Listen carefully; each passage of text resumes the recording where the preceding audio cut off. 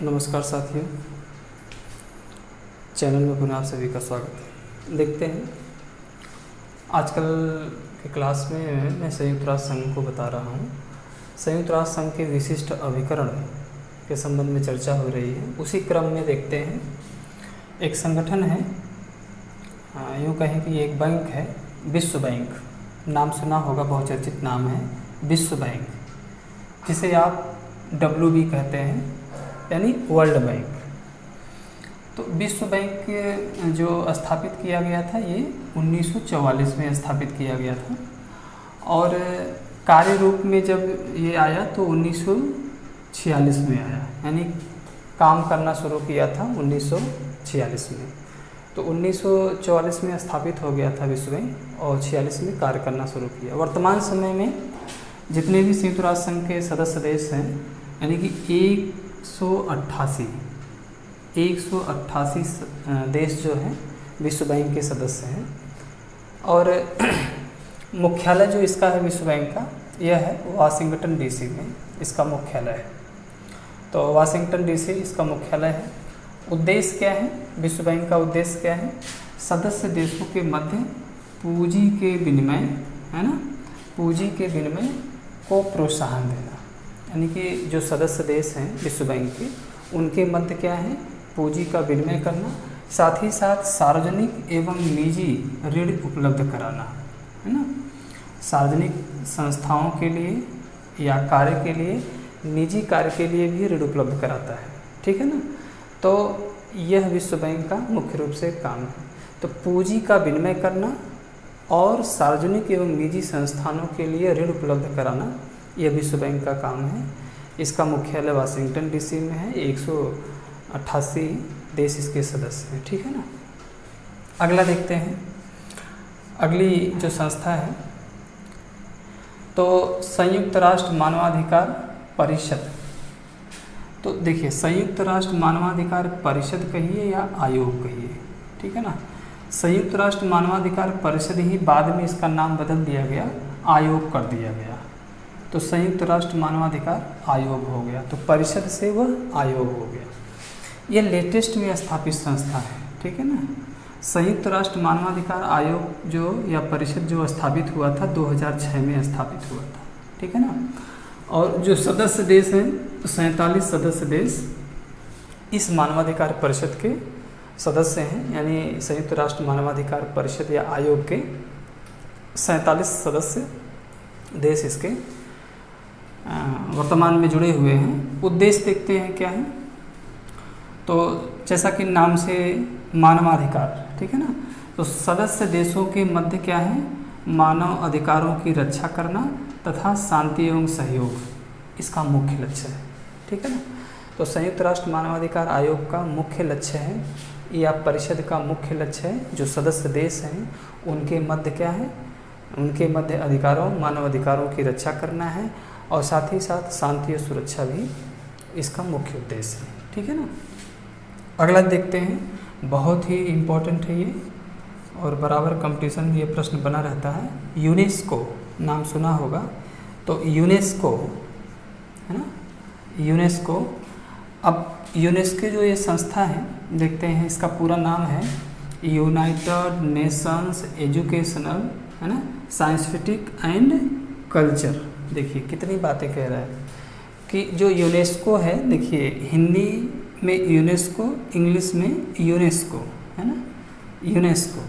अब इसका पूरा नाम भी परीक्षा में पूछ देता है कभी कभी। क्या कह रहा है? United Nations educational scientific and culture. तो यह क्या है? अब देखिए, एजुकेशन यानी शिक्षा, और साइंटिफिक मतलब विज्ञान, और कल्चर मतलब संस्कृत, है ना। तो शिक्षा, विज्ञान और संस्कृत के लिए विशेष रूप से बनाई गई यह संस्था है, कि उसकी उन्नति के लिए बनाई गई यह संस्था है। तो मुख्य रूप से इसका हिंदी में पूरा नाम है संयुक्त राष्ट्र, है ना, संयुक्त राष्ट्र शैक्षिक, है ना, शैक्षिक, वैज्ञानिक एवं सांस्कृतिक संगठन, इसका पूरा नाम है, ठीक है ना। अगर इसको डिफिनेशन करेंगे तो आपको समझ में आ जाएगा कि संयुक्त राष्ट्र शैक्षिक, वैज्ञानिक एवं सांस्कृतिक संगठन, जिसे आप कहते हैं यूनेस्को, ये बराबर कंपटीशन में प्रश्न पूछता, बहुत ही इम्पोर्टेंट है ये। अब देखते हैं, तो यूनेस्को की स्थापना कब हुई थी?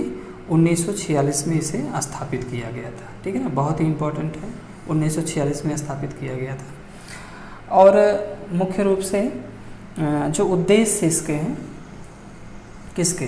संयुक्त राष्ट्र शैक्षिक, वैज्ञानिक एवं सांस्कृतिक संगठन के उद्देश्य क्या है? शांति एवं सुरक्षा के लिए, शांति एवं सुरक्षा के लिए अब क्या क्या करना होगा? शिक्षा को, विज्ञान को और संस्कृत को बढ़ावा देना, है ना। ये कह रहा है शांति सुरक्षा हेतु जो है, यानी पूरे विश्व की शांति सुरक्षा हेतु शिक्षा के स्तर में बढ़ावा देंगे, विज्ञान के स्तर में बढ़ावा देंगे, प्रोत्साहन देंगे और संस्कृति यानी कल्चर के स्तर में बढ़ावा देंगे, ठीक है ना। तो मुख्य इसका लक्ष्य यही है, ठीक, ये बराबर पूछता है। तो यूनेस्को जो संस्था है, वर्तमान समय में जो सदस्य इसके हैं यूनेस्को के 188 देश इसके सदस्य हैं, है ना। और मुख्यालय कहाँ पे इसका है? इसका मुख्यालय पेरिस फ्रांस में है ना, पेरिस फ्रांस में है। तो इसका मुख्यालय भी पूछता है, सदस्य देश भी पूछता है, किस प्रकार की संस्था है ये भी पूछता है।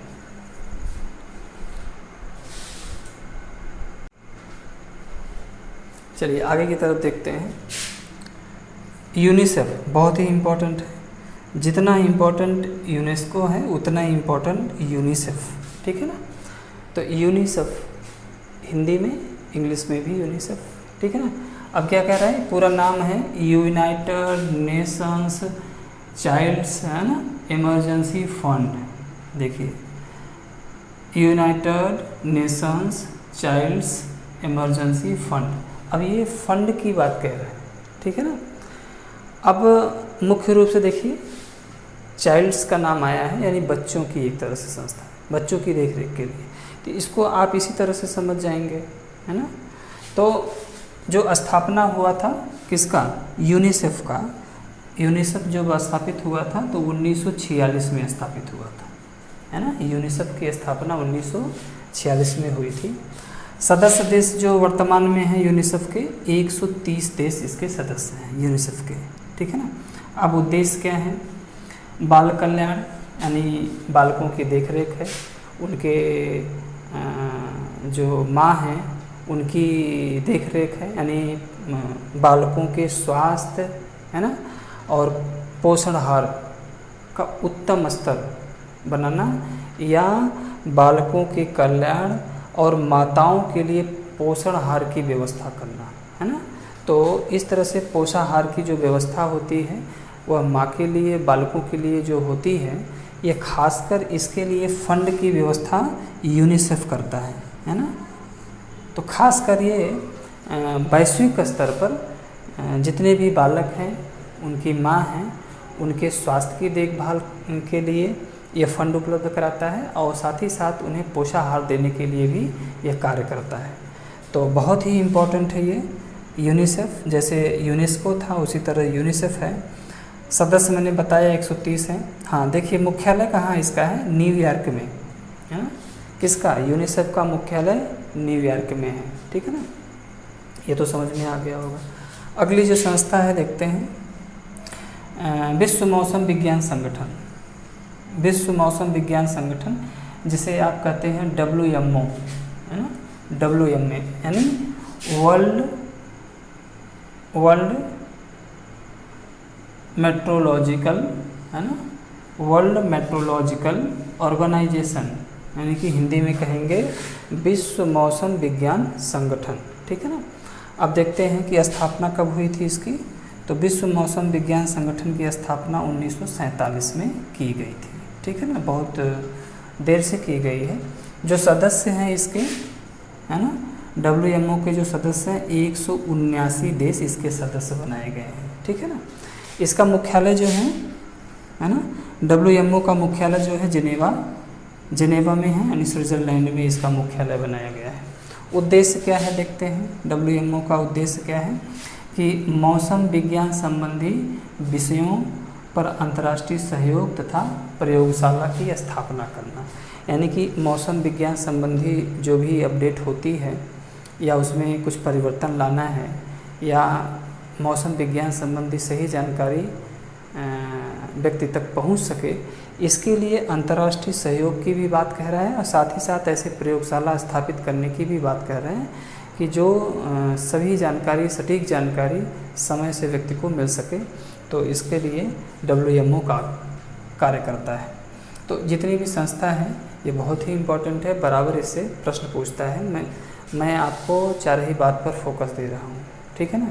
पहला है कि जो भी संगठन हैं, विशिष्ट अभिकरण हैं संयुक्त राष्ट्र संघ के, उनके मुख्यालय कहाँ हैं, ठीक है ना, उनकी स्थापना कब हुई थी, उनके सदस्य के देश कितने हैं और उनका उद्देश्य, और यही आपके प्रतियोगी परीक्षाओं में प्रश्न इससे पूछता है।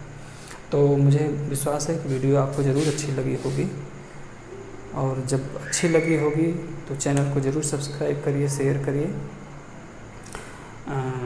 बहुत साथी मेरे ये पूछते हैं कि सर ये किसके लिए पढ़ाते हैं, तो खास कर देखिए ये वनडे एग्ज़ाम के लिए मैं फोकस करता हूँ। वनडे एग्ज़ाम में जितने भी परीक्षाएं आती हैं सभी के लिए ये इम्पॉर्टेंट चैप्टर है, और मेरा फोकस भी वही रहता है कि जितने भी एक दिवसीय प्रतियोगी परीक्षाएं हैं उससे रिलेटेड ही प्रश्न जहाँ से भी पूछे जाते हैं वही मैं फोकस करके पढ़ाता हूँ आपको, और मेरा प्रयास रहता है आपको बेहतर से बेहतर दे सकूँ। तब तक के लिए बहुत बहुत धन्यवाद, बहुत बहुत शुभकामनाएँ।